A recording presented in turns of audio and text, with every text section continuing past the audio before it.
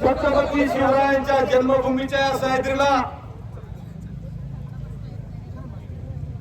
ज्यांनी या सह्याद्रीसाठी रक्तरंजित इतिहास दिला त्या आद्यक्रांतिकारक राघोजी भांगरे, राया ठाकर, नाग्या कातकरी यांच्या सह्याद्रीला आणि डॉक्टर बाबासाहेब आंबेडकर यांच्या संविधानाच्या माध्यमातून जी सह्याद्री वाचली त्या सह्याद्रीला जी नजर लागली त्या वनवासी गौतम अदानीची त्या आमच्या सह्याद्रीला लागलेली नजर काढण्यासाठी पुन्हा एकदा छत्रपती शिवरायांच्या विचारधारेचा मावळा आद्यकाळ ठाकर राघोजी भांगरे, नाग्या कातकर यांचा बंडखोरी आदिवासी सेवक आदिवासी समाजाच्या ढाण्यावर देवरामजी लांडे साहेबांनी जी नजर काढण्याचं काम सुरू केलेलं आहे आणि त्याच्यासोबत आपण सगळे ती सह्याद्रीची लागलेली नजर काढण्यासाठी आलेलो आहोत. त्यामुळे आपण आदिवासी समाजाच्या ढाण्यावर आदिवासींचा शेर देवराम शेठ लांडे साहेब यांच्यासाठी जोरात टाळ्या वाजवल्या पाहिजे आणि या टाळ्या त्या वनवासी गौतम अदानीच्या कान फोडण्यासाठी त्या टाळ्या, त्यामुळे जोरात टाळ्या वाजवल्या पाहिजे. आज खऱ्या अर्थाने ज्या मातीमध्ये या पवित्र भूमीमध्ये ज्या छत्रपती शिवरायांचा जन्म झाला त्या छत्रपती शिवरायांनी 70% आदिवासींना सोबत घेऊन स्वराज्य उभं केलं. त्या छत्रपती शिवरायांची शपथ घेऊन सांगतो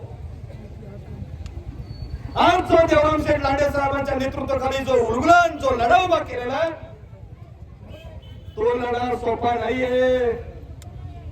पुन्हा एकदा छत्रपती शिवरायांचा आदर्श डोळ्यासमोर घेऊन पुन्हा एकदा आद्य क्रांतिकारक राघोजी भांगरे, राया ठाकर, नाग्या कातकरांचा बंडाचा क्रांतीचा उर्वाण डोळ्यासमोर घेऊन हा लढा देवराम शेठ लांडेंनी उभा केलेला आहे. तो लढा आता थांबणार नाही आणि वनवासी गौतम अदानीला या सह्याद्रीमध्ये पाय ठेवू देणार नाही असा जो प्रण जो व्रत देवराम शेठ लांडेंनी आणि सह्याद्रीच्या सर्व बहुजन बांधवांनी घेतलाय तो आपल्याला पूर्ण करायचा आहे आणि वनवासी गौतम अदानीचं स्वप्न हाणून पाडायचंय. आज फक्त गौतम अदानीच आपल्या छातावरती बसत नाही तर दिल्लीमध्ये बसणारे दोन दुरस्त द्रोणाचार्य दिल्लीमध्ये बसणारे जे वनवासी आहेत नरेंद्र मोदी आणि वनवासी अमित शहा हे दोघं त्यांच्या मित्रांना आपला सह्याद्रीच्या छातावरती बसवण्याचं काम करतात. त्यामुळे त्या दोन्ही दुष्ट द्रोणाचार्याचा आपण जाहीर निषेध केला पाहिजे.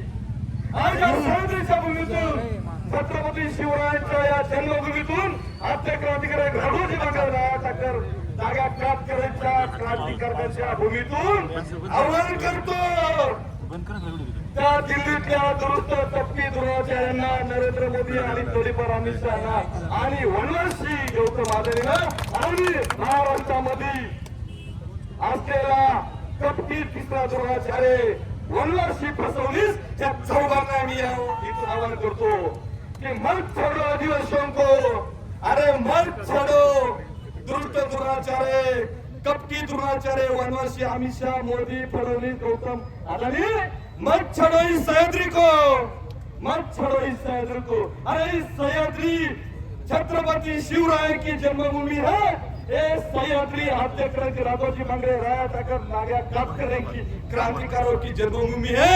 ऐसा मत छोड़ो आदिवासियों को, सह्याद्री को.